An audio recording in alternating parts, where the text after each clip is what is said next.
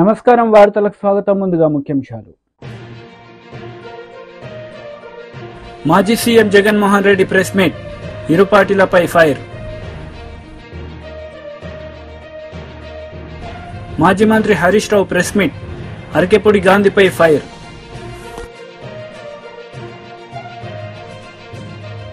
మాజీ CM Jaganmohan Reddy media సమావేశం నిర్వహించారు.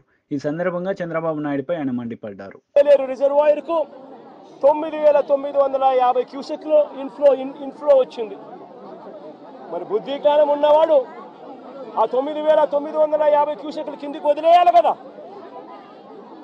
ఎందుకనంటే ఏలేరు రిజర్వాయర్ కింద అవుట్ఫ్లో కెనాల్ కెపాసిటీ, అవుట్ఫ్లో కాలువ కెపాసిటీ 14,000 క్యూసెక్స్కు కాలువ కెపాసిటీ ఉంది. కాబట్టి ఆ వచ్చిన 9,950 క్యూసెక్స్ కిందికి వదిలేయాలి కదా. వదిలేస్తే నీ ఫ్లడ్ కుషన్ అనేది నువ్వు మెయింటైన్ చేయగలుగుతావు. పైనుంచి నీళ్లు వచ్చినప్పుడు ఆ నీళ్లను రెగ్యులేట్ చేస్తూ కిందికి వదలగలుగుతాం. కానీ 9,900 క్యూసెక్స్ 9,950 క్యూసెక్స్ ఏలేరు రిజర్వాయర్లోకి ఇన్ఫ్లో వస్తే సెప్టెంబర్ 1వ తారీఖున ఏలేరు రిజర్వాయర్ నుంచి బయటికి నీళ్ళు ఎంత పంపారో తెలుసా? అవుట్ఫ్లో కేవలం 300 క్యూసెక్స్. సెప్టెంబర్ 2వ తారీఖున 7,033 క్యూసెక్లు ఏలేరు రిజర్వాయర్కి ఇన్ఫ్లో వస్తే వీళ్ళు బయటికి ఎంత పంపించారో తెలుసా? కేవలం మళ్ళీ 300 క్యూసెక్స్. సెప్టెంబర్ 3వ తారీఖున మళ్ళీ ఏలేరు రిజర్వాయర్కి ఇన్ఫ్లో 4,991 క్యూసెక్లు వస్తే వీళ్ళు బయటికి పంపించింది ఎంతో తెలుసా? కేవలం మళ్ళీ 300 క్యూసెక్లు మాత్రమే. సెప్టెంబర్ 4వ తారీఖున 5,045 క్యూసెక్లు వస్తే వీళ్ళు బయటకు పంపించింది కేవలం 300 క్యూసెక్లు.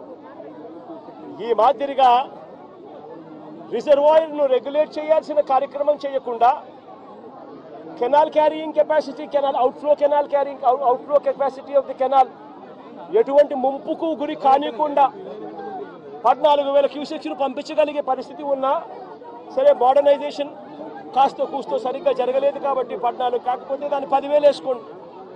కనీసం ఆ 10,000 క్యూసెక్లైనా కనీసం ఎటువంటి ముంపుకు కూడా గురి కాకుండా పంపించే పరిస్థితి ఉన్నా కూడా వీళ్ళు ఏం చేశారు? పైనుంచి నీళ్లు వస్తూ ఉన్నా కూడా ఏమాత్రం కూడా లెక్క పెట్టకుండా నిర్లక్ష్య వైఖరితో కేవలం 300 క్యూసెక్లు మాత్రమే మొదలుపెట్టారు. ఇలా వదిలిపెడుతూ ఏకంగా 9వ తారీఖు వచ్చేసరికి రిజర్వాయర్లలో స్టోరేజ్ కెపాసిటీ పూర్తిగా నిండిపోయింది. స్టోరేజ్ కెపాసిటీ పూర్తిగా నింపేశారు. వదలాల్సింది పోయి, మెయింటైన్ చేయాల్సింది పోయి పూర్తిగా నింపేశారు. నింపేసరికి 9వ తారీఖున 45,335 క్యూసెక్లు నీళ్లు ఏలేరు రిజర్వాయర్కి ఇన్ఫ్లో వస్తే వీళ్ళు గత్యంతరం లేక రిజర్వాయర్ కెపాసిటీ పూర్తిగా నిండిపోయింది కాబట్టి కిందికి 21,500 క్యూసెక్లు కిందికి నీళ్ళు వదిలేశారు. మరుసటి రోజు సెప్టెంబర్ 10వ తారీఖున 26,134 క్యూసెక్లు నీళ్లు ఏలేరు రిజర్వాయర్కి వస్తే ఏకంగా 27,275 క్యూసెక్లు నీళ్లు కిందికి వదిలేశారు. నేను అడుగుతా ఉన్నా మిమ్మల్ని, ఇది మ్యాన్ మేడ్ ఫ్లడ్ కాకపోతే ఏమిటయ్యా అని చెప్పి. నేను చెప్పేటివన్నీ కూడా వాస్తవాలు. మీ ఏలేరు రిజర్వాయర్ నుంచి వచ్చిన డేటా ఇది. నిజంగా ఒక బాధ్యత లేని ప్రభుత్వం, ప్రజల పట్ల ఏమాత్రం కూడా మానవత్వం చూపని ప్రభుత్వం, వరదలు వస్తే కనీసం ఎలా హ్యాండిల్ చేయాలనో కూడా కనీసం ఇంకిత జ్ఞానం కూడా లేని ఈ ప్రభుత్వాన్ని ఏమనాలి అని చెప్పి మీరే ఆలోచన చేయమని నేను కోరుతా ఉన్నా. ఇంకొక విషయం కూడా చెప్పదలుచుకున్నా. ఇదే మనిషి చంద్రబాబు నాయుడు గారు అబద్ధాలు చెప్పడంలో గోబెల్స్కు చంద్రబాబు నాయుడు గారు ఏకంగా తమ్ముడు వరుస అవుతాడు. గోబెల్స్కు చంద్రబాబు నాయుడు తమ్ముడు వరుస అవుతాడు. అబద్ధాలు చెప్పడంలో చంద్రబాబు నాయుడు గారి పరిస్థితి, కెపాసిటీ ఏమిటి అని అంటే అబద్ధాలను తాను మ్యానుఫ్యాక్చర్ చేయగలుగుతాడు, చేయడంలో దిట్ట. ఆ అబద్ధాన్ని, ఆ మ్యానుఫ్యాక్చర్ చేసిన అబద్ధాన్ని కాంగ్రెస్ నేతలు మీడియా సమావేశం నిర్వహించారు. ఈ సందర్భంగా పలు అంశాలపై వారు మాట్లాడారు. నీలాంటి దుర్మార్గులు భాష మార్చి వక్రీకరించినప్పుడు వాయిస్ పెంచాల్సింది వచ్చింది తప్పించి, లేకపోతే ఇన్నేళ్లలో నా భాష ఎప్పుడు కూడా తేడా రాలే. ఇందాకన్నా తరిమి తరిమి కొడతా, చేతగానే ఎవడున్నాడు చూసుకుందాం, ఎటువంటి అభ్యంతరం కూడా లేదు, దానికి సిద్ధంగా ఉంటాం మేము. రెండోది, చాలా విషయాలు మాట్లాడారు, రెచ్చగొట్టే విషయాలు మాట్లాడారు, వ్యక్తిగతంగా దూషించారు. శేర్లింగాల ప్రజలందరినీ కూడా ఆలోచించమన్నారు. శేర్లింగంపల్లి ప్రజలందరికీ కూడా నేను మంచిగా చెడు అనేది అందరికీ కూడా తెలుసు. అందరూ కూడా తెలవబట్టే ఈరోజు 3 సార్లు గెలిపించారు. ప్రజలకు ఎప్పుడు లాయల్గానే ఉంటా, రాజకీయం అప్పుడు రాజకీయం చేస్తాం, అభివృద్ధి అప్పుడు 4 సంవత్సరాల 11 నెలలు అభివృద్ధి ధ్యేయంగా పార్టీలకు అతీతంగా పనిచేస్తాం. దాంతోపాటు ఈ 10 సంవత్సరాల్లో ఎవరిని కూడా నువ్వు ఏ పార్టీ అనేది మేము ఎప్పుడు కూడా అడగలే. ఏ భాషలు ఎవరు మాట్లాడారు అనేది, గాంధీ నువ్వు భాష చక్కగా మాట్లాడు, ఎస్ మీరు చక్కగా ఉండి నన్ను మాట్లాడమంటే ఉపాధ్యాయుడు పాఠం చెప్పినట్టుగా ఒక స్టూడెంట్ లాగా చక్కగా విని క్రమశిక్షణగా మాట్లాడతాం. 10 సార్లు రెచ్చగొట్టావు, ప్రజల్ని ఇబ్బంది పెట్టే కార్యక్రమం చేశావు, మహిళల్ని ఇబ్బంది పెట్టే కార్యక్రమం చేశావు. మహిళలే కాక ఉన్నత స్థానంలో ఉన్నటువంటి గవర్నర్, రాష్ట్రపతి మహిళలను తెలిసి వాళ్ళని కూడా కించపరిచే విధంగా నువ్వు మాట్లాడిన తీరు నువ్వు మార్చుకో. పార్టీల పరంగా యుద్ధాలు ఉంటాయి, క్రిటిసైజం ఉంటుంది, చేసుకోవడం తప్పులేదు. కానీ వ్యక్తి పేరు పెట్టి మాట్లాడావు. నువ్వు మాట్లాడినందుకు మాత్రమే నేను మాట్లాడాల్సి వచ్చింది తప్పించి, అడ్వాన్స్ అయ్యి ఒక మాట మాట్లాడాల్సింది తప్పించి ఇంకో విధంగా లేదని కూడా నేను తెలియజేస్తున్నా. హరీష్ రావు గారు కూడా గాంధన్న నువ్వు భాష మార్చుకోవాలని పెద్ద మనిషిలాగా చెప్పాడు. నాకన్నా హరీష్ అన్న సీనియర్, ఒక ఉన్నతమైనటువంటి ఐఏఎస్ ఐపీఎస్ అధికారులని లకారం భాష వారు మాట్లాడిన తీరు కూడా వారు కూడా గుర్తు చేసుకుంటే కొంచెం బాగుంటుంది. దూషించట్లే, అందుకనే అన్న ఉపాధ్యాయుడు మాత్రం ఇచ్చిపెట్టు అని చెప్పి సందర్భంగా గాంధీని హెచ్చరిస్తా ఉన్నాను. అరే పీకమన్ర భయ్, రోజు ఇండే ఉంటా, ఇండు చదివితా పీకున్నది. ఏం పీకినవరా భయ్? నా ఇంటికనే పీకిండ. ఇప్పుడు నా కారంతాలు వదగొట్టొచ్చు, నా ఇంటాలు వదగొట్టొచ్చు, ఎందుకంటే నేను సింగిల్ కూడా కాబట్టి. ఆయన నన్నే కూడా పీకిన, నేను నిన్నే నిలుస్తున్నా కదా. మీరు మీకు ఎవడు చెప్తున్నా? మన అయ్య జాగిరా, మన అయ్య జాగిరా, ఇది మా అయ్య జాగిరి. తెలంగాణ బిడ్డ నేను, ఆంధ్రోని నువ్వు, కృష్ణా జిల్లా నుంచి బతకనికి వచ్చినవి నువ్వు ఇచ్చిపెట్టి వెళ్ళిపో మా తెలంగాణ నుంచి. మేము తెలంగాణ బిడ్డలము, నికార్సమైన తెలంగాణ బిడ్డలము. ఈ మట్టి మీద పుట్టిన బిడ్డని, ఈ మట్టి నీళ్లు తాగిన బిడ్డని. నీళ్ళక్క ఆంధ్ర నుంచి బతకనికి రాలేదు భయ, మేము తెలంగాణలోము. రేపు చూపిస్తాం నీకు తెలంగాణ పౌరుషం ఎట్లుంటో, రేపు చూస్తారు. రేపు ఇవాళ వాస్తవంగా సిపి గారు ఉన్నారు కదా. బీఆర్ఎస్ లీడర్ మీడియా సమావేశం నిర్వహించారు. ఈ సందర్భంగా పలు అంశాలపై ఆయన మాట్లాడారు. బీఆర్ఎస్ పార్టీ ఎమ్మెల్యే అని చెప్తున్న గాంధీ గారి ఇంట్లో ఇలా సమావేశం ఉంటుంది. మన బీఆర్ఎస్ పార్టీ కార్యకర్తలు అందరూ, ముఖ్య నాయకులు అందరూ కూడా రాండని ఇవాళ పిలుపు ఇవ్వడం జరిగింది. ఇవాళ మేము పిలిపించిన తర్వాత తెలంగాణ రాష్ట్ర వ్యాప్తంగా ప్రతి గ్రామంలో, ప్రతి వార్డులో, ప్రతి డివిజన్లో మా ఎమ్మెల్యేలని, ఎమ్మెల్సీలని, మాజీ ఎమ్మెల్యేలని, మాజీ ఎంపీలని, సర్పంచ్లని, ఎంపీటీసీలని, కార్పొరేటర్లని, మున్సిపల్ చైర్మన్లని, బీఆర్ఎస్ పార్టీ కార్యకర్తలని, ఉప సర్పంచ్లని, వార్డు మెంబర్లని, కేసీఆర్ గారి ప్రతి అభిమానిని, కేటీఆర్ గారి, హరీష్ రావు గారి ప్రతి అభిమానిని ఇవాళ పోలీసు వాళ్ళు అరెస్ట్ చేసి ఎక్కడికక్కడ హౌస్ అరెస్టులు, పోలీస్ స్టేషన్లో నిర్బంధించి ఆఖరికి ఇవాళ పొద్దున నేను రాజు గారు ఇక్కడి నుంచి బయలుదేరి మేమిద్దరం వెళ్తాము, మా బీఆర్ఎస్ పార్టీ ఎమ్మెల్యే అంటున్నాడు కదా, గొడవ అవసరం లేదు, తను కూడా స్వాగతించిండు. నేను మీడియాలో చూసిన కలిసి వస్తాము, తీసుకొని వచ్చుకుంటామని కేసీఆర్ గారి దగ్గర తీసుకుపోతామని నేను ఎంత చెప్పినా పోలీసు వాళ్ళు వినకుండా ఇవాళ నన్ను రాజుగారి ఇంట్లో అరెస్ట్ చేయడం జరిగింది. నేను ఒక్కటే అడుగుతా ఉన్నాను, మరియు నిన్న పోలీసు వాళ్ళు దగ్గర ఉండి గాంధీ గారికి ఎస్కాట్ ఇచ్చి ఆ గుండాలని తీసుకొని వచ్చి నన్ను చంపించే ప్రయత్నము నిన్న చేసిరు కదా,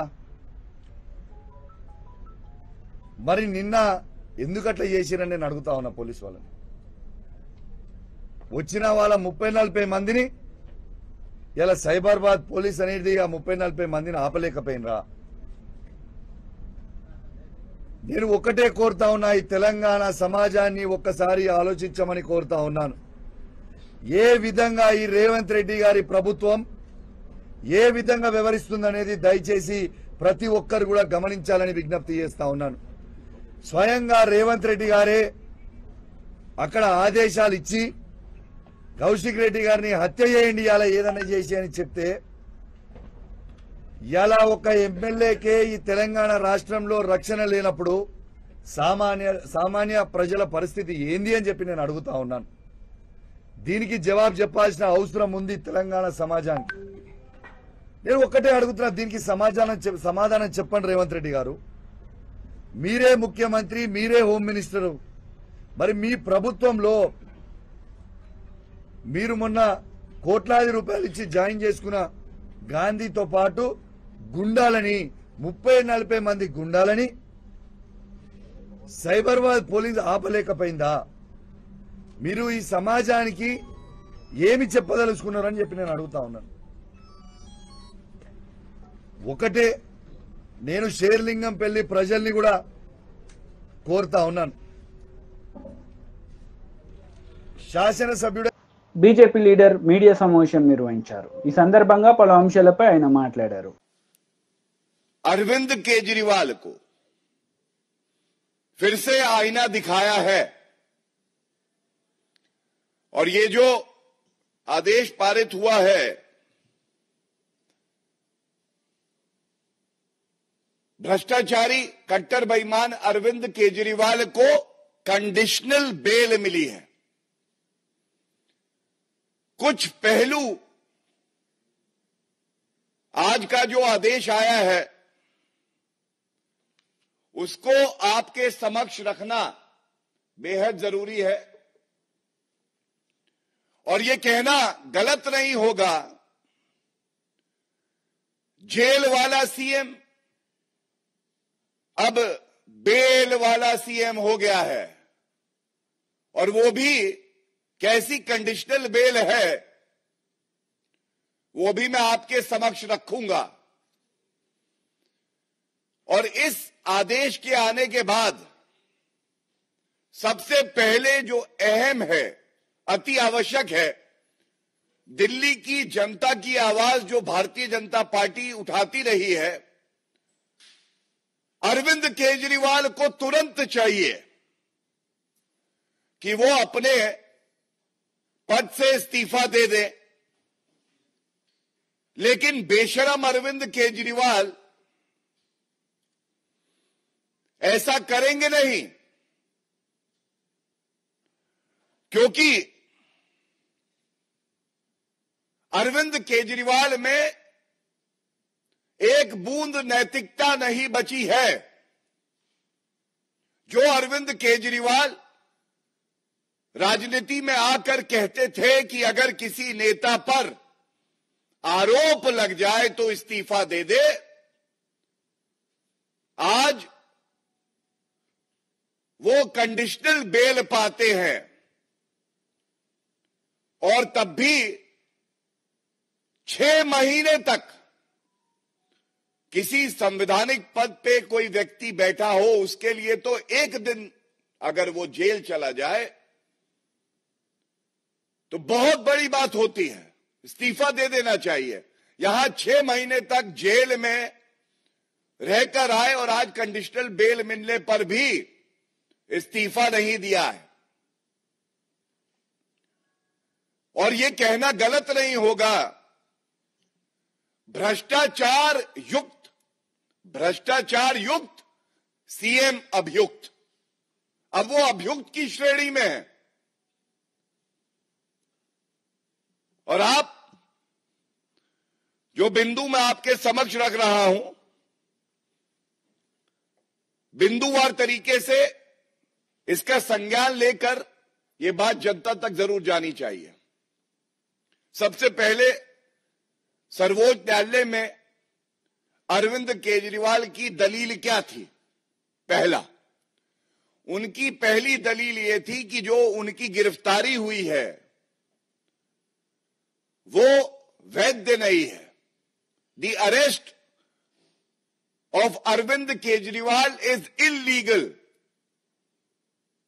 और आज सर्वोच्च न्यायालय ने जब फैसला सुनाया है, बड़ी जिम्मेदारी से मैं आपके समक्ष रख दूं,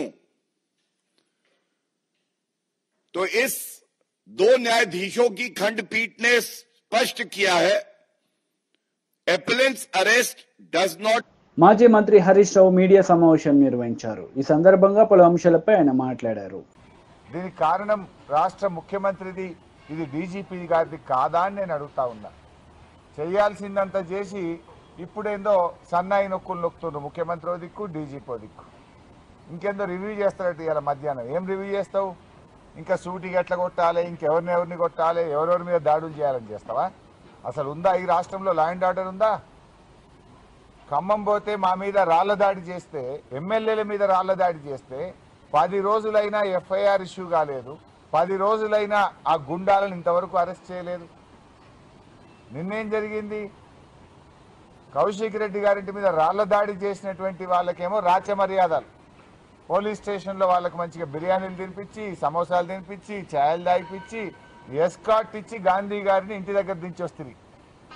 ఫిర్యాదు చేయడానికి వచ్చిన మమ్మల్ని ఏమో అరెస్ట్ చేసి 2 గంటలు హైదరాబాద్ అంతా తిప్పి అర్ధరాత్రి జంగల్లో మహబూబ్ నగర్లో ఇచ్చిపెట్టింది మమ్మల్ని. అంటే అసలు లా అండ్ ఆర్డర్ పోలీసులు వ్యవహరించే తీరు ఇదేనా నేను అడుగుతా ఉన్నా. అసలు రాష్ట్రంలో లా అండ్ ఆర్డర్ ఉందా అని అడుగుతా ఉన్నా. గతంలో బీఆర్ఎస్ ఎమ్మెల్యేలు మేము నల్గొండకు వెళ్తే డైరెక్ట్గా మా బస్సు మీద కేటీఆర్ గారు మొత్తం 20 మంది ఎమ్మెల్యేలు ఉన్న మా బస్సుల మీద కోడిగుడ్లతో రాళ్లతో దాడి చేశారు. ఖమ్మం పోతే ఎమ్మెల్యేల మీద, బీఆర్ఎస్ ఎమ్మెల్యేల మీద దాడి చేశారు. సిద్దిపేటలో నా క్యాంపు కార్యాలయం మీద దాడి చేశారు. కౌశిక్ రెడ్డి ఎమ్మెల్యే గారింటి మీద దాడి చేశారు. ఏ ఒక్క విషయంలోనైనా పోలీసు యాక్ట్ చేసిందా? ఎక్కడైనా అరెస్టు జరిగినాయా? అంటే ఇవాళ ఏమైపోయిందంటే మీరే ఈ రకంగా రెచ్చగొడతా ఉన్నారు. ఇవాళ ముఖ్యమంత్రి గారు ఆయనే దీనికి మూల కారణం. ఎందుకంటే ముఖ్యమంత్రి గారు ఆయన నోరు అదుపులో పెట్టుకోవాలి. ఆయన మాట్లాడే భాష బజారు భాష, రెచ్చగొట్టే విధంగా ముఖ్యమంత్రి గారే మాట్లాడతారు. పేగులు తీసి మెడలు వేసుకుంటా, లాగులలో తొండలు జరగొడతా అని పిచ్చి పిచ్చిగా ముఖ్యమంత్రిగా ఉండి రాగద్వేషాలకు అతీతంగా ప్రవర్తించాల్సిన ముఖ్యమంత్రే రెచ్చగొట్టే విధంగా మాట్లాడితే డెఫినెట్గా కింద మీ కార్యకర్తలు కూడా అట్లనే చేస్తారు కదా. ఇప్పుడు ఇదే గాంధీ అయినా దానం నాగేందర్ బీఆర్ఎస్లో పనిచేసిండ్రు. కేసీఆర్ నాయకత్వంలో పనిచేసినప్పుడు ఎట్లున్నారు, రేవంత్ రెడ్డి నాయకత్వంలో పనిచేస్తే వాళ్ళ వ్యవహారం ఎట్లున్నది? 10 ఏళ్ళు కేసీఆర్ నాయకత్వంలో ఎప్పుడైనా మాట్లాడినరా వీళ్ళు? ఈ రకంగా రౌడీల్లాగా వ్యవహరించిండ్రా?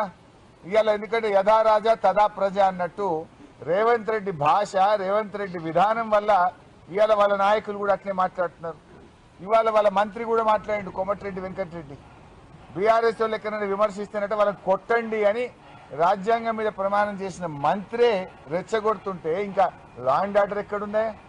రివ్యూ చేయాల్సింది ఫస్ట్ నిన్ను నువ్వు రివ్యూ చేసుకోవాలి, నీ మంత్రుల్ని రివ్యూ చేయాలి. నువ్వు చక్కగా లేవు ఫస్ట్. పాపం పోలీసులు ఏమంటావు? ఇన్ఫాక్ట్ మేము ఇవాళ మమ్మల్ని వైసీపీ లీడర్ మీడియా సమావేశం నిర్వహించారు. ఈ సందర్భంగా పలు అంశాలపై ఆయన మాట్లాడారు. జవహర్లాల్ నెహ్రూ యూనివర్సిటీ ఛాన్సలర్గా ఇందిరాగాంధీ కొనసాగుతూ ఉంటే ఆమెకు ఎదిరించి యూనియన్ విద్యార్థి విభాగ నాయకత్వం వహించి వారి డిమాండ్లను ఇందిరాగాంధీ ఎదురుగానే చదివి వినిపించి చేసినటువంటి ధైర్యశాలి మన యెచూరి గారు. మరి అటువంటి కమ్యూనిస్టు సిద్ధాంతాలకు, సిపిఎం పార్టీ అభ్యున్నతికి, బీద ప్రజల సేవకు, మరి అదేవిధంగా ఆంధ్రప్రదేశ్ విడిపోయిన తర్వాత ఆంధ్రప్రదేశ్ సంబంధించినటువంటి ప్రత్యేక హోదా గురించి అయితేనేమి అనేక విషయాల మీద ఆంధ్రప్రదేశ్కు సపోర్టుగా ఆయన మాట్లాడటము, ఉద్యమాల్లో పాల్గొనడం కూడా జరిగింది. మరి ఈరోజు దేశ యావత్తు అందరూ కూడా మన ఆయన చనిపోయినటువంటి విషయంలో తీరని లోటుగా భావిస్తున్నారు. నేను కూడా దివంగత ముఖ్యమంత్రి రాజశేఖర రెడ్డి గారు ఉన్నప్పుడు దాదాపు 2-3 సార్లు మనం యెచూరి గారిని కలిసి, సీతారాం యెచూరి గారిని కలిసి మాట్లాడడం జరిగింది. చాలా వినయంగా, విధేయతగా ఎవరినైనా సరే బాగా మాట్లాడగలిగే వ్యక్తి. అటువంటి వ్యక్తి ఈరోజు చనిపోయినందుకు ఒక తెలుగువానిగా నేను కూడా చాలా బాధపడుతున్నా. ఈరోజు దేశ యావత్తు కూడా అన్ని పార్టీల వాళ్ళు కూడా ఆయన మరణం తీరని లోటు అని చెప్పేసని, అదేవిధంగా రాజ్యసభ సభ్యునిగా ఎన్నికైన తర్వాత పార్లమెంటులో అనేక విషయాల మీద చర్చించి అనేక విషయాల్లో కూడా కమిటీల్లో కూడా నెంబర్గా కొనసాగారు. ఎస్ఎఫ్ఐలో కానీ మరి కమ్యూనిస్ట్ పార్టీ ఆఫ్ ఇండియాలో కానీ ఆయన పనిచేశారు విద్యార్థి విభాగంలో ఉన్నప్పుడు. కాబట్టి ఆయన పై స్థాయిలో ఉండి ఈరోజు ఆయన చనిపోవడం, ఆయనకు మనశ్శాంతి భగవంతుడు ఆయన ఆత్మకు శాంతి కలిగించాలని, అలాగే వారి కుటుంబానికి ప్రగాఢ సానుభూతి తెలియజేస్తూ పి నాగార్జున రెడ్డి మాజీ ప్రభుత్వ సలహాదారునిగా నేను మనస్ఫూర్తిగా కోరుకుంటూ సెలవు తీసుకుంటున్నాను. నమస్తే. వార్తలు ముగించే ముందు ముఖ్యాంశాలు మరోసారి. మాజీ CM Jaganmohan Reddy press meet, ఇరు పార్టీలపై ఫైర్. మాజీ మంత్రి Harish Rao press meet, Arekapudi గాంధీపై fire.